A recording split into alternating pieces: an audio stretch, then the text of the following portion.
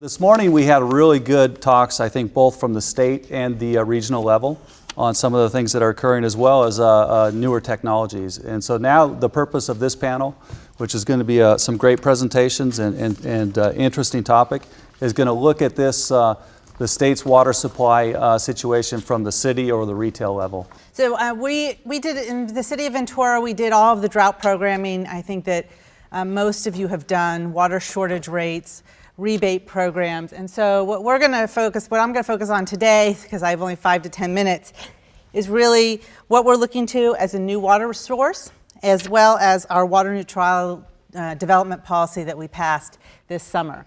And so I think it really ties in pretty well with our earlier speakers today.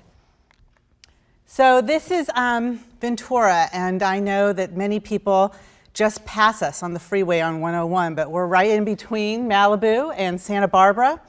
And this idyllic beach day of Ventura does not describe our water resources at all. So our water resources come from the Ventura River, from 3 different groundwater basins, and a stormwater capture project that was built in the 50s called Lake Casitas.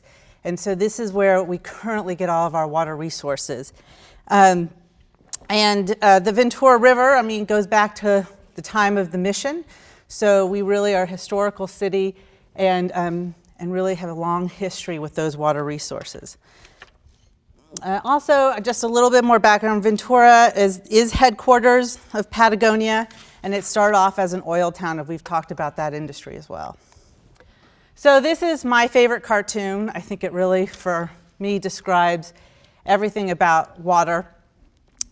Just in case you don't have good eyesight like myself, the gentleman is saying, I'll have a glass of your Lake Mead 2007, and she'll have a glass of your Arizona Vintage Aquifer, and bring us a bottle of your finest recycled effluent 2020. And so the waiter is, well, of course, could I interest you in a glass of our desalinated Pacific 2018?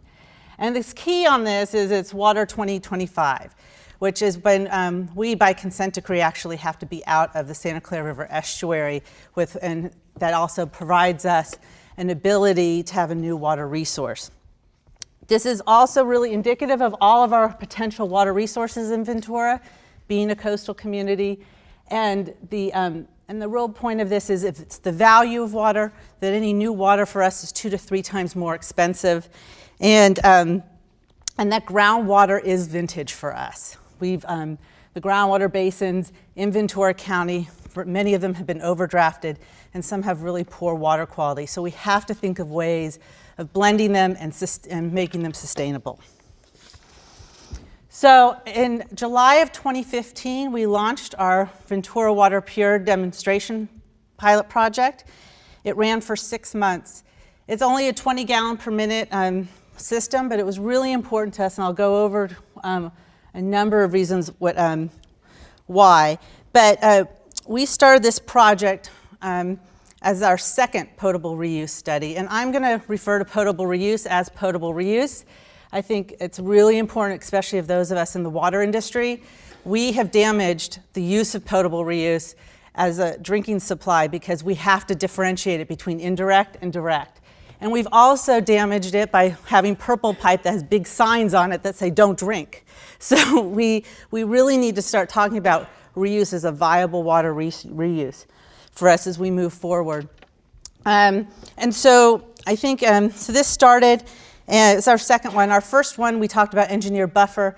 This study was all about how we blend it with our water resources. Actually, Las Vegas was the third-party lab that was in the national study that we were participating in. And the final results will be out this December, but you'll see some preliminary results. And we also, at the same time, participated with UC Santa Barbara Bren students on a communication studies with our public about how much they would accept this project. So you can see we got a lot of press. So this answers your pop quiz question. So the UC Santa Barbara Bren students called people as well as went to public events to interview about 200 people. And you can see that we have a tremendous support for using potable reuse in our community. And this really goes to we started being Ventura Water, our own independent department, in 2011. And I will give some credit to Rick Cole, who was our city manager at the time. He really, who's now the city of Santa Monica, had the real insight to say, hey, look, we need to make sure our customers are a partnership with us. And we started a whole branding program that really talked about that we're a trusted life source for generations. So this really shows going out to the community for 5 years prior to this helped with all of this. So in our demonstration project, we had 4 different technologies we were testing. One was pasteurization that helped before we put it on the water through the membranes. So we're taking tertiary treated water, taking it through pasteurization, then microfiltration, then reverse osmosis, and then ultraviolet. So you can also know that T to T is like a very dangerous term to say in front of me. Because you see all these levels of treatment that you're doing after already 3 levels of treatment for people to drink. And really one of my favorites was one of our newspaper reporters was pregnant at the time and she drank the water. So I felt really good about it. She let us take a picture and use it in promos. So part of this was also that we learned different things by using our actual water resource. So it was really important for us to actually use our water resource that we were going to use and see how it worked with all of these things. And so these are the different things that we've learned, the different scaling with the pasteurization, different kinds of flux needs, how the membranes was where we had the most difficulty with the reverse osmosis, and then the ultraviolet. So here you can see how well we did, how clean the water was. We found very little constituents, and then with the constituents we found were all below regulations. So that talks about a potential new water resource for us, and that is just one of many that we are pursuing. This is our water neutralization policy, and I really try to sum it up as it's A minus B equals C. And so you have a new project that comes in, and you have to find out what the demand is going to be for that new project. We've condensed it, knowing that there are efficiencies already built in with building codes and everything else. You subtract out what the actual use was on that property, and then you have the demand, and that we call it the demand offset, because that's what we essentially have to find to make it a neutral. So we started developing this policy in 2010 because we estimated we lost over 900 acre-feet of water that was not transferred with development when it converted from ag to M&I. And so we want you to either give us your water rights or your credits, that you do extraordinary conservation, and from California, that's beyond the building codes and beyond the model landscape ordinance, or there's a fee or a combination of all 3. And so this was a really important policy. It did take 6 years to develop and went through many committees and commissions to really get here. And so we're really happy about this policy because it's forward thinking. The other part of this policy that we find really forward thinking is this is our water supply, and the red is where we are in drought right now. So we're asking people to conserve, and that's how we're meeting our goals. But we want to have a 20% buffer. And so what that means is we got the city council to approve that we would develop 20% over our projected demand in water supply. So, because our community had a history of when it rains, oh, it's all solved. And then the crisis happens and we want to respond in a crisis, and that's not the best time to respond because you can't move that fast, especially with any of these large projects. So we wanted to get a policy out there that the council, the community had agreed to do that. So this is what also is part of our water neutral policy, and we really think it's a great way to move forward. That being said, now after the speakers this morning, I understand why the BIA is suing us on this project, on this ordinance.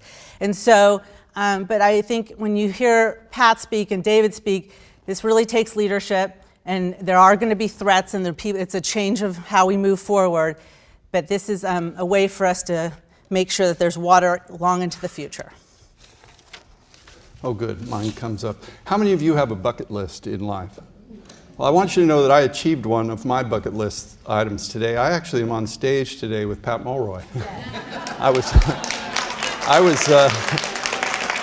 Honestly, I was telling my friends from the Metropolitan Water District over lunch, I said to them, this is true, I said, you know, if I was Pat Mulroy and I had to be on stage with me, I would complain. You know, so I'm very honored to be here today and especially be on stage with Pat. But I don't know if you, those of you who don't know Pat, she is like one of the icons of Western water. And the work that she's done in the Colorado River and for the state of Nevada and the interagency interactions that she's done are just astounding.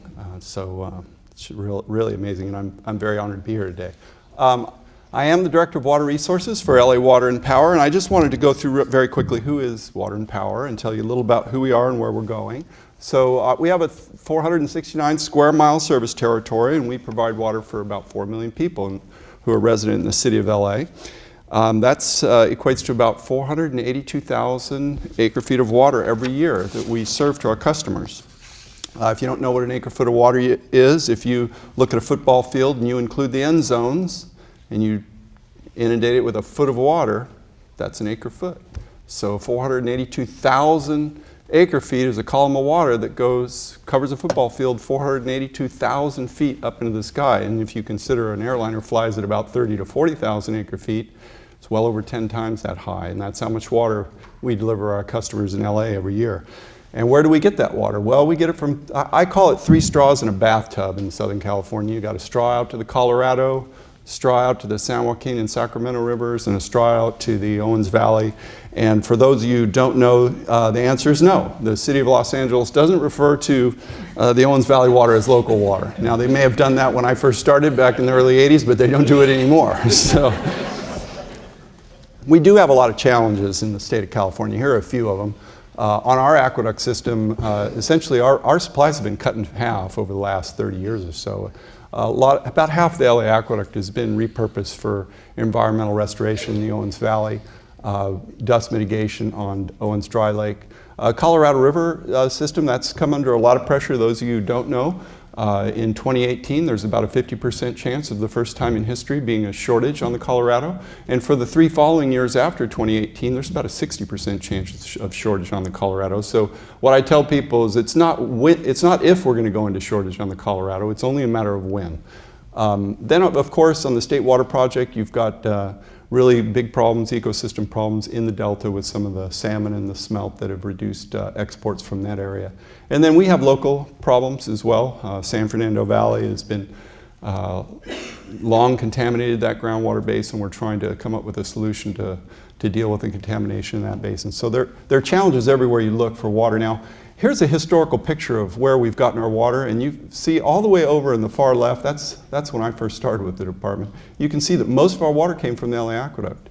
And you come all the way to the right, that's the blue section in the middle, and the green is the Metropolitan Water District. You see that green, those green histograms just growing and growing and growing over time, and you can see that now the vast majority of our water, especially in dry years, comes from the Metropolitan Water District. So this is another depiction of that. Just shows you over the last 5 years on the left where we've gotten our water, and you can see over 60% of it comes from the Metropolitan Water District. And on the right is what's happened last fiscal year, and we just about 70% of our water came from the Metropolitan Water District. So what are we doing about that level of dependency? We're really going to try and change it. And the mayor has given us directive to do that, both in his executive order number 5 and also the mayor's LA Sustainable City Plan.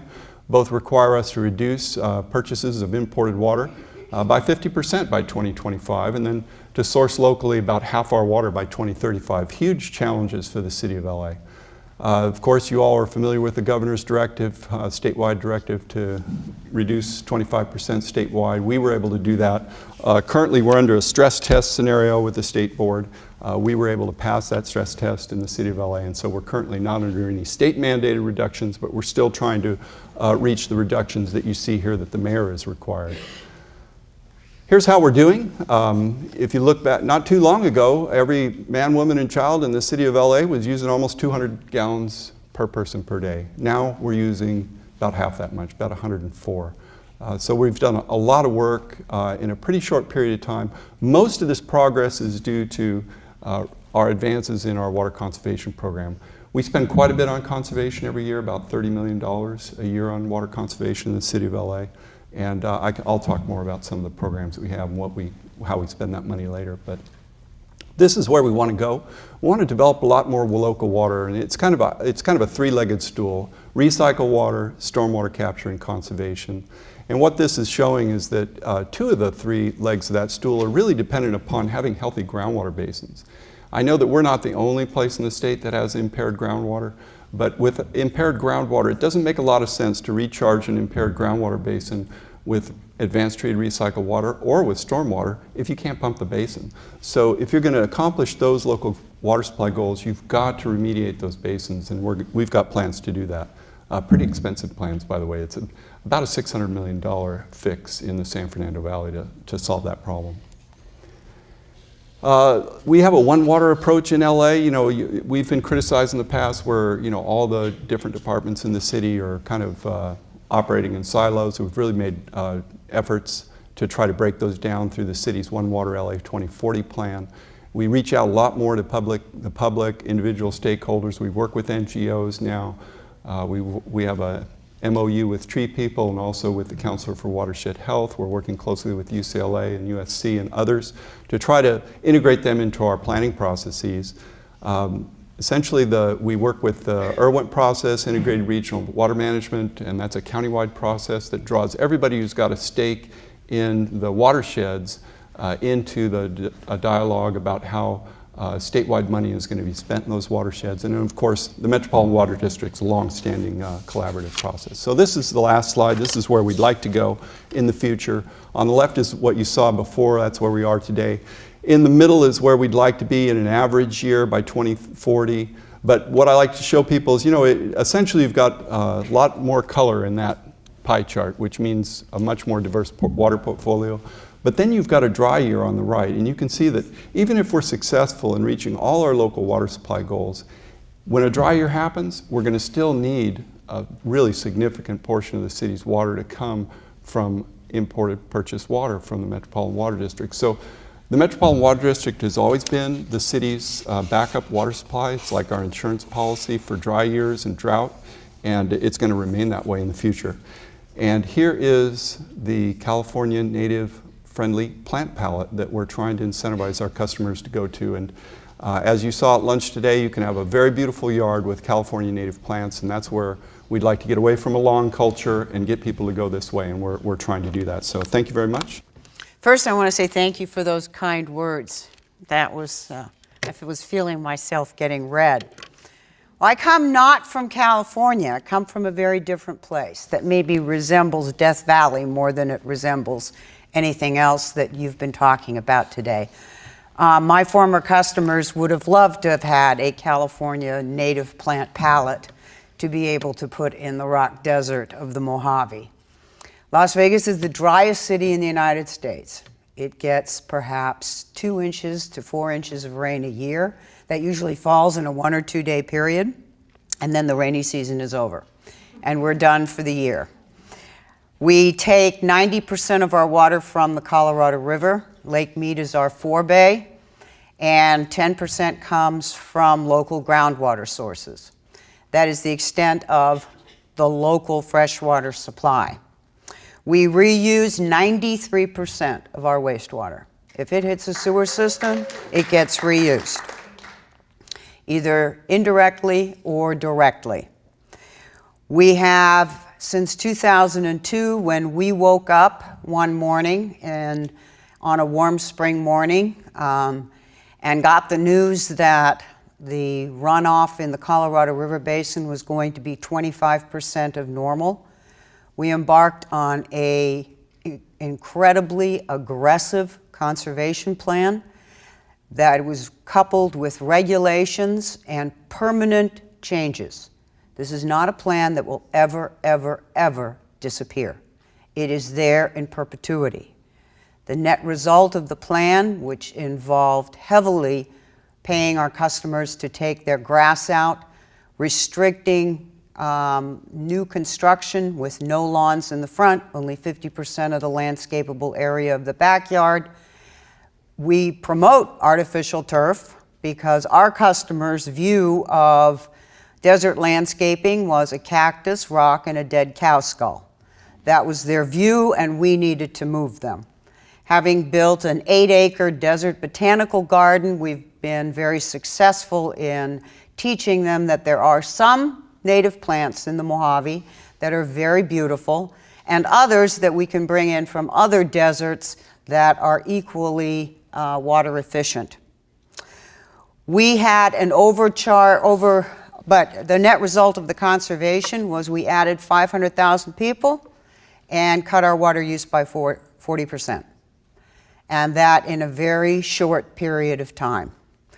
The community is on watering restrictions that will never, ever, ever go away until technology provides us tools whereby sprinkler clocks can react to rain events and to weather patterns in a more iterative fashion, and those kind of regulations are no longer necessary.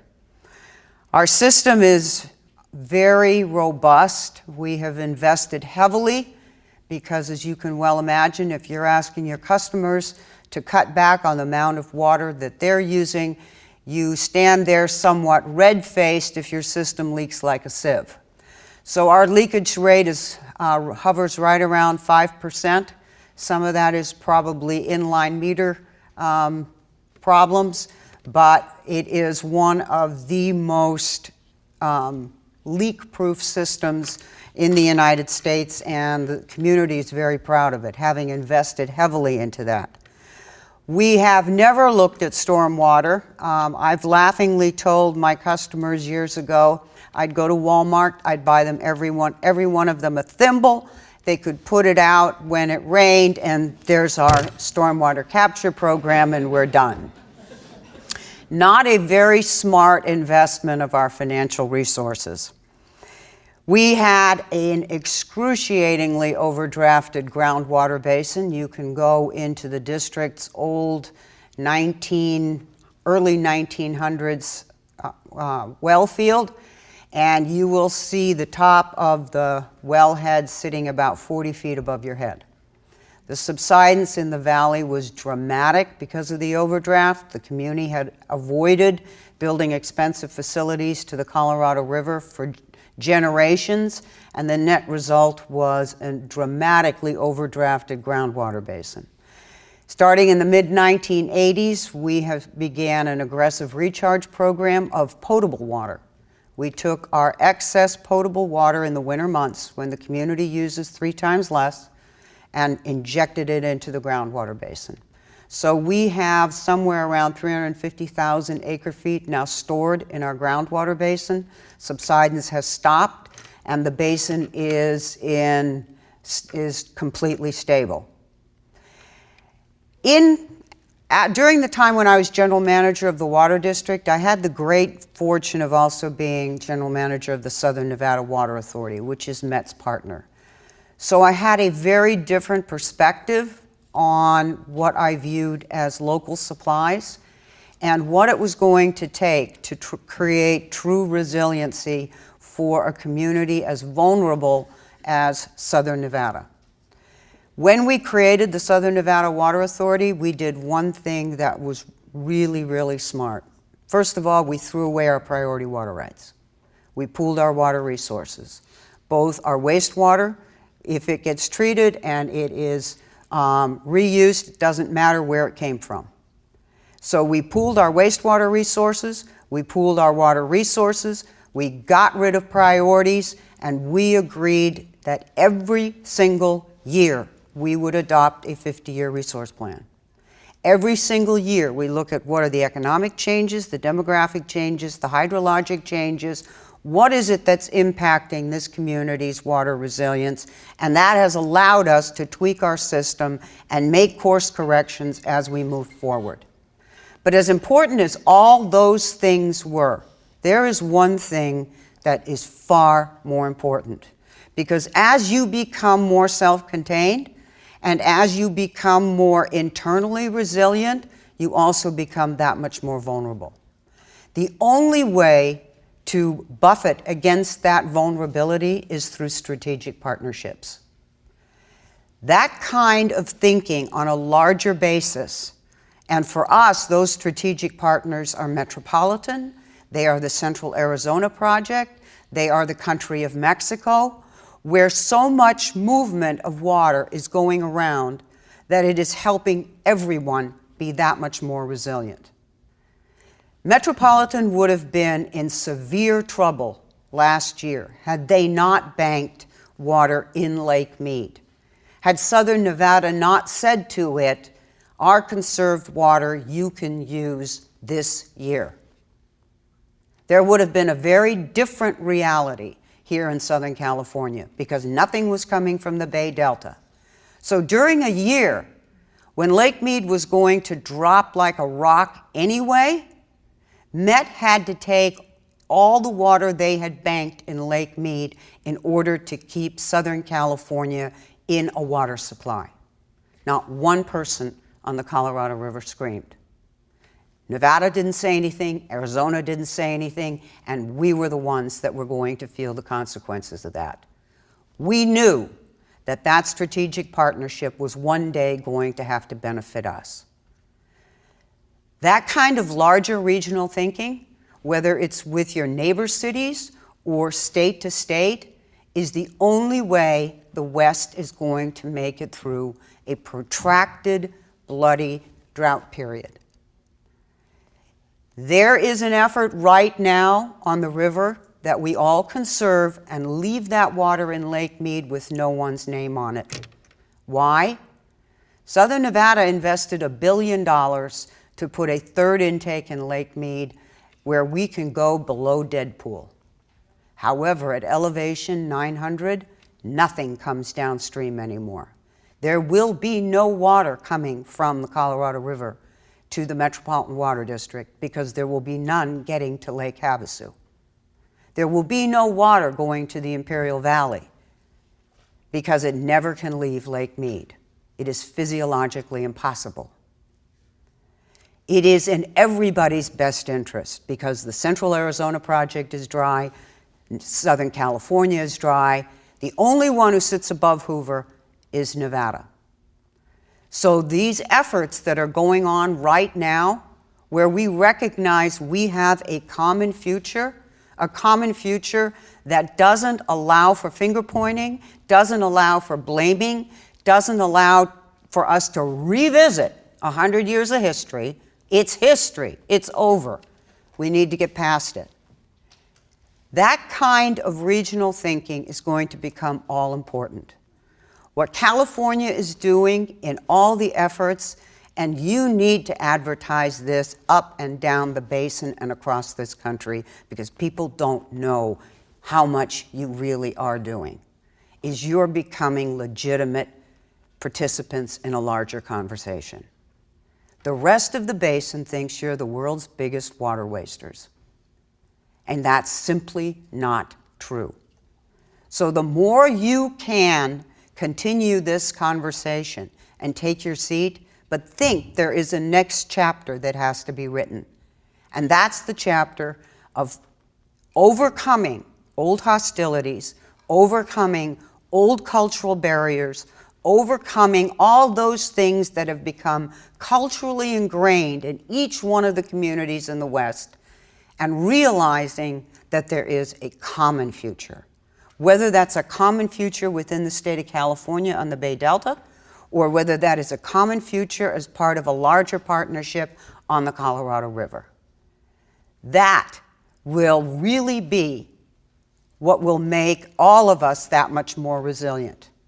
Southern Nevada has over 600,000 acre-feet banked in Arizona's groundwater basins that they can take when they need it.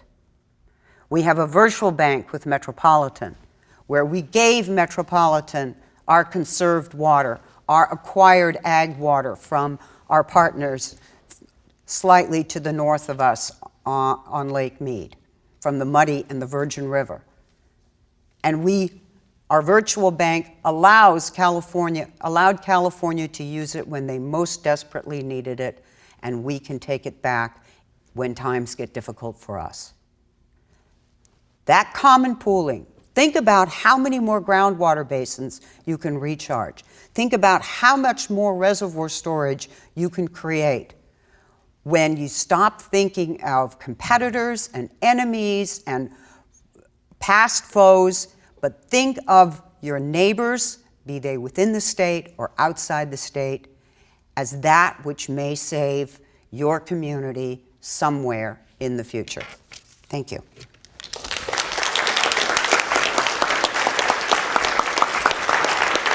Let me start with a question related to the recent drought, if I could. I'm curious for Shana and David, as the governor went from kind of the goal and more or less the voluntary conservation, at least in Ontario, the response wasn't overwhelming. It really wasn't until it kicked into the mandatory that we started to do better. But I'm curious how your agencies handled that. Those steps. Okay, so we actually had to ask our community to conserve more than what the state asked us to conserve, because it was based on something that wasn't real to our water resources. And so we had to ask the community to conserve 20%, even though the state was asking us 16%. And we put in water shortage rates, I think, way before any of that really became mandatory. And so our community responded, and we could not be where we are without our community responding. They're taking it very seriously, and the conversion from grass to natives or to ocean-friendly gardens, like we like to call it, has really been very, very receptive. And so it's a real, we continue to thank our customers. Okay, thank you. Well, we were able to meet our conservation goals that the state set for Los Angeles. We had to be at like 16% additional conservation. Now, we had already done quite a bit of conservation, so it got pretty difficult, but we did implement our water shortage contingency plan through the ordinances that the city has, and they worked fairly well, but we did some other things as well. We put out some pretty extensive hardware-based conservation incentives for our customers. In LA, we'll give you $100 for a residential toilet, $200 for a commercial toilet. We'll give you $500 for a waterless urinal if you want to install one of those, $300 if you want to put in a highly efficient clothes washer. We'll give you $500 for a cistern. They're a little bit bigger than the thimbles that Pat talked about, but we'll give you $500 for one of those. We actually incentivize you to take your turf out. We still do that. Most agencies in Southern California are no longer offering those rebates, but we'll give you $1.75 a square foot to take your turf out. So those are all pretty aggressive. That's where, you know, the $30 million I was talking to you about, that's where a lot of it goes toward those incentives that we provide. But we also put in place a lot of prohibited uses, and these prohibited uses, we fine you if you violate them. So, you know, it's just common sense stuff. You can't let water run off your property. You can't be watering when it's raining. We don't allow you to water during the hours of 9 a.m. to 4 p.m. Things that just make common sense. If you violate, we'll warn you, give you a chance to comply. If you refuse to comply, then you start getting fined. I'll talk about the fines a little later. Also, we changed our water rate structure. And this was probably the thing that really helped us quite a bit. We had a two-tier rate structure in the city of LA. Very strange rate structure. We had a $5 tier 1 rate and then a $6 tier 2 rate. Well, that doesn't send much of an incentive to anybody, you know. So we went to a 4-tier rate structure. Now the first tier is $4.50. So the first tier people got a little bit of a break, and then it goes all the way to $8. And 1 billion unit per billion unit. A billion units, 100 cubic feet. So a pretty strong signal at the top tier. So that was something else we did that really helped. But then, you know, we also implemented what's called decoupling in our rate structure. So a lot of people say, well, we can't do real aggressive conservation because we're going to lose revenue and it's going to really bankrupt our company. But we did a decoupling mechanism in our new rate structure so that we have a revenue target. If we collect more than that revenue target, then we'll rebate that money back to the customer through lower rates in the following year. If we under-collect, then the rates will adjust a little in the following year so that we meet that revenue target. And then you can really hit the mandated statewide mandates pretty hard and really aggressively and not really be too concerned about the bottom line all the time, which I think keeps some water agencies from really working on it. So those are the three main things that we did, and it really did help us to comply. Great, thank you, David. So Pat, if I could change this up a little bit. If you were advising the governor of the state of California, would you have implemented the drought reductions in that fashion? Or in other words, do you think that was a successful way to do it?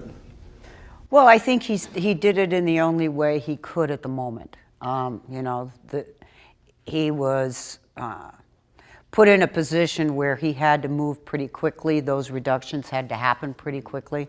I mean, my friend Maureen Stapleton in San Diego is still screaming about why did she have to do it when all her water comes from the Colorado River. However, I'm not sure I would have relaxed them. I would not have lifted them. I would have perhaps made the necessary regional changes and allowed communities to come in, but I at least would have forced the communities to transition to a permanent conservation plan, because that really is the 1960s we got stuck in, where drought measures are a reaction to a shortage rather than the recognition of a permanent state, which is where we live in the West. We live in a permanent drought, and it's only going to get worse over time. So that's the only thing I would have done differently. Okay, thank you. That's good. That's a good lead in my next question, actually. So there's permanent conservation standards in the works for 2017, and kind of to your point, it's a little bit of a yo-yo effect where you go from 20% or whatever it was down to 0 and then back up again. But I'm curious, for us in the retail business, we're really kind of looking forward to what those new requirements are going to be, because we're going to have to, just like we did last time, implement things really quickly. I know in Ontario we implemented a penalty mechanism, and I had no idea how difficult that would be to do in a short period of time. But I'm curious for both of you what you think about those permanent regulations coming up. You want to start? Sure. Yeah, well, I think that it does make a lot of sense to try to come up with some permanent prohibited uses statewide, because if people are wasting water in obvious ways, that shouldn't be allowed. So I think you'll probably see some permanent prohibited uses, statewide prohibited uses in place. I know the state is interested in coming up with some like GPCD targets for various areas of the state, and how those are calculated I think is going to be interesting. It's the state at least has put together an urban advisory panel. I'm on that group. They're at least dialoguing with us about this. So they're trying to reach out to the agencies and find something that's workable. They're talking about a permanent stress test. They're talking about a 5-year stress test. How that's structured is currently being talked about. If it's 5 historically dry years, that'd be one way to do it. If it's 5 consecutive 1977s, that's another different story that probably nobody will be able to meet. So we'll see what finally settles out, but it's a bit controversial, because I know there's still some friction that I can sense between the State Department of Water Resources, who, when the state's not under emergency calls for mandatory reductions at the state level, they've been the lead on these issues. When the state is under those mandatory emergency rules, the state board tends to be lead, so there's a little friction there. We'll see how that plays its way out. But I think overall, Pat's right, it does make a lot of sense to have something permanently in place that will make people realize that we live in a desert, and that water isn't just plentiful, that they need to use it in a proper way and be efficient about how they use it. And I think you will see at least that come out of this. It's also the cheapest new water, so it just makes economic sense. Sure, okay. And speaking of gallons per capita per day, I thought I heard earlier that LA had dropped down to about 104. Is that correct? That's correct. I'm curious, Pat, where you guys were. Okay, I have a real problem with GPCD. That is one of the more bogus numbers on the planet, especially when you do comparison city to city. Okay. Because what goes into the calculation is so different, area to area. And it has no recognition of the weather pattern, how many inches of rain. I mean, Tucson has 11 inches of rain, we have 2 to 4. You know, Los Angeles has what, 8 to 16, depending on the year? That's true. And it makes an enormous difference. The only place GPCD is of any value is in how you benchmark yourself.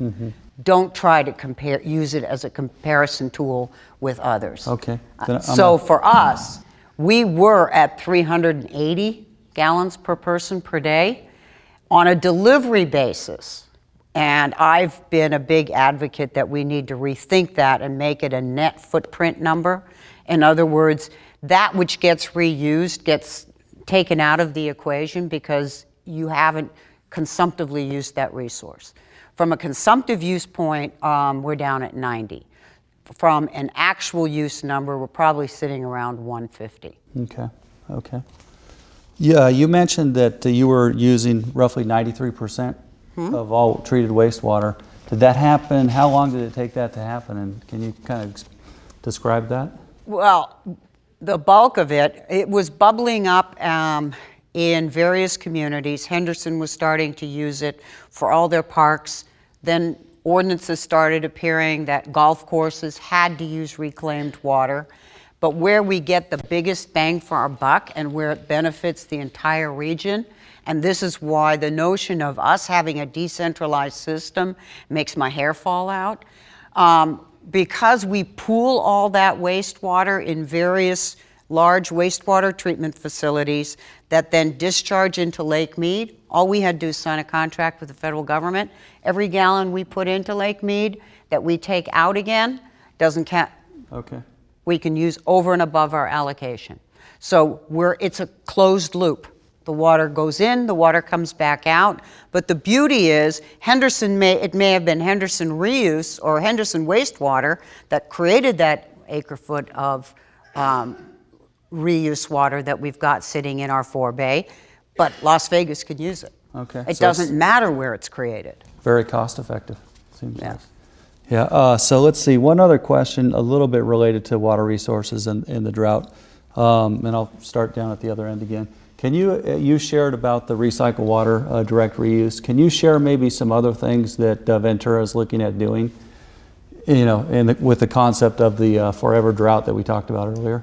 Sure. So we were looking at renegotiating certain agreements that we're participating in. We are participating actively in the Groundwater Sustainability Agency formations and looking at how we look at our aquifers. We are looking at bringing in our portion of the state water. We've had an entitlement of 10,000 acre feet. I only expect about 40% of that on average. And we've never really had a connection. So we're a community that's never brought in imported water, and we're looking at imported water as part of the solution. That's also because the minute we were hearing from the regulators with reuse is that they want to know that we have another supply that we can depend on. And so we are making that investment. And then when we acquire property for the reuse plant, we're also sizing it so it can fit desal. Okay, great. Thank you. David? Well, you saw one of my slides was about local resource development. That's probably the biggest thing that we're doing. We passed a multi-year rate increase, and a big slice of the rate increase was actually for local resource development. So we had 3 things that we were asking the ratepayers to pay for. New infrastructure, so we don't continue to flood Poly Pavilion when we have pipe breaks. But they enjoyed it, so. Yeah. Also regulatory compliance, so we stay up with the water quality regulations, which are constantly getting more restrictive. And the third was local resource development. So that's going to be a big push for us. It's going to be a big piece of the future, just finding ways to refocus our energies on developing local resources. Another thing that we've been doing is a lot of integrated planning. We didn't used to do so much integrated planning, but we're doing a lot more now, working with some of the other agencies inside the city and outside the city to try to make sure we have kind of a one water approach to our water supply planning for the future. And what we found is things like stormwater projects, there are a lot of multiple benefits for those. And the cost of those are pretty high if you're looking at a stormwater project just for water supply. But if you look at it for flood control, flow attenuation issues, water quality issues, and you get other agencies who have those responsibilities involved, you can fund those projects and really lower your cost. We only fund about 40% of all the stormwater projects we do in the city of LA. Right now, we're capturing about 60,000 acre-feet of stormwater per year in the city of LA and recharging it into our groundwater basin. By 2040, we want to double or triple that amount. And historically, we've only been spending about 40% of all the dollars on a project come from our ratepayers, and the rest are either coming from grant funding or from our partnerships. So that's another thing that we're looking for in the future. We've done a lot in the way of enforcement of our conservation ordinances. We're pretty aggressive with that. We have, I don't know if you've seen, we have water cops who go out there, and you know, we call them our Water Conservation Response Unit. They interface out in the street with our customers. We have investigated about 14,000 reports of people who are violating the ordinance, but we've only had to issue 75 fines this past year. The reason is, most of the time, people just are unaware, and so when we go and investigate and we talk to them, they say, yeah, I get it, and they comply. So that's been a really helpful thing.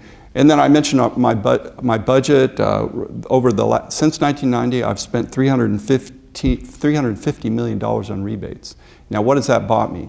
It's about 115,000 acre-feet of hardware-based conservation installed in the city since 1990. So that's another big area that we're going to continue to push in the future. So those are kind of the things we're looking at for the future in LA. You need a larger retirement community. You'll find the more senior citizens you have, the less water cops you need, because there's nothing a senior loves more than to call you and tell you that their neighbor is letting the water run off their property. Yeah, that's probably where most of our They're volunteer water cops. There's a lot, I would say a good portion of the 14,000 I told you about are rat out your neighbor. There you go. Yeah.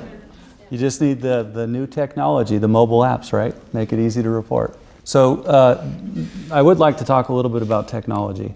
You know, we did have the panel on it. A lot of it, the discussion seemed to be geared towards knowing how much water we use, which customers are using the water, maybe ways to help identify individual customer leaks sooner and get them addressed. But I would just be interested to throw that out to all three of you in terms of your thoughts on some of the newer technologies that can really help with water supply.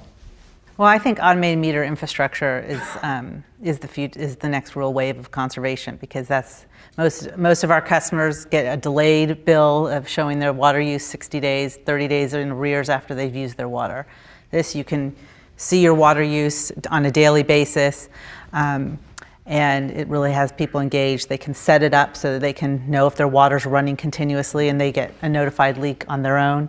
And so that's really, I think, the future of using technology for the end user.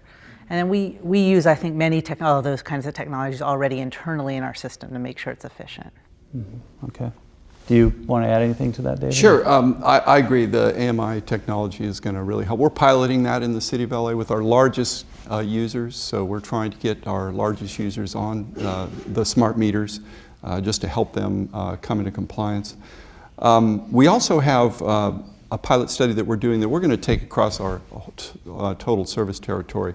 Essentially, it's a customized water use report. And so our customers bi-monthly will get a report that shows them how they're doing and compared to properties like theirs in their area. And it's been put in place in other areas, and where people have used it, agencies see about a 5% reduction in water use. So it really is a good thing. It's very simple to read. It just shows you, hey, you're doing good, you're doing bad. Here's some things that you can do to do better if you're not doing so good. And it's customized to their use. So, you know, if they've already taken advantage of certain incentive programs, we're not going to inform them about those incentive programs. But if they haven't taken advantage of a certain program, we'll tell them, hey, you know, you ought to think about this program. Here's how much it can save you. Here's how you can invest in that. The other things that we're doing, we offer a technical assistance program in the city of LA.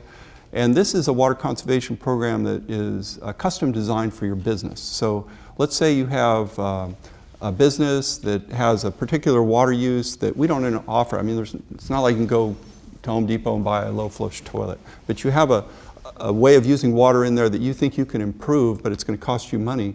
We'll incentivize you to save water up to $250,000 in your business based on how much water you're saving, and that's through our technical assistance program. So that's been a really good program as well. And the last thing the department has done recently is it's funded a 3.2 acre campus, about 60,000 square feet campus. It's called the Lacrette's Innovation Campus. It's in the Arts District in downtown, essentially to focus on clean tech industry ideas and just to bring together people who are interested in thinking about green infrastructure and how to come up with new business models to push out green infrastructure ideas into the community. So we're trying to think of new ways as well as old ways to achieve some of these goals.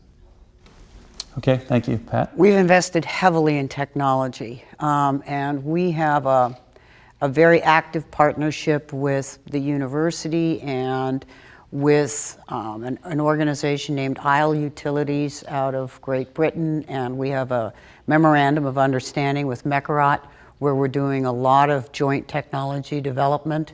And we put out RFPs that we send out across the world when we say these are the issues we need technologies around. And then we receive RFPs back from entrepreneurs who may want their new technology tested, or young companies that have been struggling to get into the US market. We've brought several of those companies to Southern Nevada, and obviously one of our big focuses has been, aside from water quality, the challenges coming from an ever-shrinking Lake Mead, they come from leak detection. And so we found an Israeli technology that is a sensor technology that we've installed in our most vulnerable large diameter pipes, the Las Vegas Strip being obviously our most vulnerable pipeline, that we can actually see when the pipe's going to start, when it weakens. You can tell by the vibrations. I am not an engineer. This is what they tell me. You can tell by the vibrations that there is a change and that there's a potential for a break. And so we can send on a regular maintenance crew out there to address the problem before we have a break. Okay, and is that primarily to prevent ruptures versus just water savings? Both. Both, okay. Both. Around conservation, we've worked very heavily with we've got the hotels as our partners too in this. They actually are sending out RFPs for conservation measures and water quality measures in their properties. Their single biggest water use is their evaporative coolers. So it's not their outside use. Everything they use inside gets reused anyway. Their big consumptive use is their evaporative coolers. And that's also one of the big health risks for the Strip. I mean, there's 42 million people coming through the Las Vegas Strip every single year now. So it is a high-risk area. So we'll go ahead and open it up to questions. You said you have water in Arizona and they're stored in groundwater aquifer, but where you are limited. How would you actually get that? Through an exchange. In other words, the state of Arizona created a banking authority. We tell them how much water we want to bank, and then they have partnerships with ag districts. Everything is along the Central Arizona Project Aqueduct. So what they would do, let's say we notified Arizona that we need 10,000 acre feet in a certain year.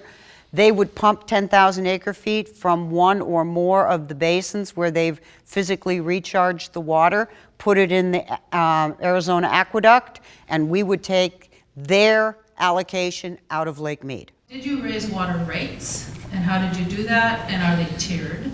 That should be easy. The second one is, in our groundwater basins in this region, we have adjudicated water rights. So the basins are managed, but there are adjudicated water rights. How would you suggest moving towards the model that you have developed with JPAs in Las Vegas when you have a situation of adjudicated groundwater rights? Thank you. Let me start with question number one, which question number one was water rights. Yes, we have 4 tiers. And they step up to the largest users. Now, we also found out something though when the Great Recession hit. And that is that when you have a large debt service rate, because during the 25 years I was there, we grew from a population of around 500,000 people or below around 600,000 people to over 2 million. So you can imagine the amount of infrastructure that had to be built. Well, if you've got that big of a debt burden sitting out there, that debt has to be managed. And the more we encouraged conservation, the less we were collecting. I mean, my finance director called it the evil empire. He hated conservation because it didn't do anything for him. So we went through this painful, and this is going on in other parts of the country, where you're starting to uncouple your fixed costs from your commodity rates. And so we put in facilities charges. In other words, what's your potential of drawing from the system? There's a difference of the impact and the amount of backup infrastructure a 3/4-inch residential meter needs from an 8-inch compound meter sitting on the Las Vegas Strip or a fire line. That was very difficult for the community. I still have scars on my back from that little exercise, but it allowed us to keep those commodity charges as the trigger. But when our largest customer at one point was the Sultan of Brunei, what would you like me to charge this man that he's going to care about? His doorknobs were $500,000. And he was the single largest residential user, using 17 million gallons a year, and didn't care one iota what we charged him. It was a rounding error. That's where regulations came in. That's why that balance between rates and regulations is also important. Now, the water rights. Yes, we have an adjudicated groundwater basin as well, and we have the 2 large municipals that hold water rights in that basin are the city of the Las Vegas Valley Water District and the city of North Las Vegas. Henderson's water quality is so poor at that end of the groundwater basin that they have no groundwater rights. They don't have any, they're 100% Colorado River water. But when we pooled it, we said, in the event there's a facility shortage, or we need to balance how much Colorado River water and how much groundwater we use, it's in our resource pool. We don't care. So the bank is shared because everyone contributes to the artificial recharge program. Whether Henderson has their own, quote, water right in that bank or not is irrelevant. But they benefit from it because it hits the larger system as part of the mix. Mrs. Mulroy, I know this is probably going to be a loaded question, but how would you recommend the same, how would you recommend the same regional partnership benefits, you know, the give and take that you just described for the southwestern region JPAs be best established between Northern and Southern California? That is actually an issue that I've become more familiar with than I ever cared to want to. And I think there needs to be a definite uncoupling, an uncoupling between facilities being built and how they're operated. I think the notion for any of us to think that we are going to take the same amount of water from the same place every single year as we go through these erratic weather patterns and this changing climate is nuts. So the governor has now brought Bruce Babbitt in to help facilitate between the contractors and between the parties. And I think if you can find a partnership on how to operate facilities, I think you can overcome the let's stop it even from being built. Because you've got 700,000 acre-feet that just washed to the ocean. Didn't save a single fish, didn't help a single fish in the Delta, didn't benefit anything, and was an enormous lost opportunity for Southern California. It's an attitude thing. Change our language. Let's start with that. Hi, I'm Laura Shankar from Artemis. Pat, I wanted to ask you, you mentioned at some point that you felt that the distributed technology was sort of against the flow of the work in Las Vegas in terms of unifying all of the different water supply. But then you mentioned that one of the key new sources of consumptive water savings are these evaporative cooling towers. The MGM Grand alone burns off 50 million gallons a year Right. with evaporative fresh water. Right. So that's a distributed problem. You've got a very well-organized business community behind those kinds of technologies. How do you see that? I don't see how you're implementing a distribute. You're saying they do their own reuse? It's illegal in Southern Nevada. You can't. And for the very reason that all you're doing is you're stealing a resource from the whole community. Because it all comes back. You may be saving on your individual bill, Right. but you're hurting the rest of the community. There are technologies that tap into replace conventional HVAC. I mentioned it in my presentation, that replace conventional HVAC, including the evaporative water loss, using the sewage systems as a geothermal source. So that is a distributed technology that isn't leading edge in Europe, but it's leading edge in the United States. The way Southern Nevada's plumbing system is set up, that would never make sense. The way The plumbing system in Southern Nevada is made up, it would not make sense. Now, any technology that recaptures and reuses that steam, fine, not a problem. But the notion of taking gray water, that's been the hot topic. Let's use gray water, right? Or do our own wastewater treatment. It makes no sense plumbing-wise because you hurt the entire community. So what you've got with wastewater thermal recovery, you're tapping into the thermal capabilities of the municipal sewage as it runs by the Bellagio. So you've got a business problem rather than a technology problem, but it is distributed. Do you see business models that would help incentivize the hotels, for example, to try to adopt distributed solutions where there would be direct consumption? What's the benefit to them? They would save the 50 million gallons a year of water that they use on the cooling towers. Okay, I need to understand the technology you're talking about more because I'll be honest with you, I aren't an engineer and am. MWD scrapped their rebate program on landscaping. Los Angeles and Santa Monica kept theirs. Weaving in the spirit of One Water, the lunch presentation from Lisa from Theodore Payne, it's, her argument was we need to be thinking holistically and not just about putting out gravel or artificial turf, etc. What's your view about the MWD scrapping the rebate? And what is your view about how we sort of turn the corner, given that half of the water for residential use is consumed outdoors? How do you see us really making the turn so that Southern California becomes a different landscape? I don't know what their reason was for scrapping the rebate, but obviously in one of their largest member agencies hasn't done it.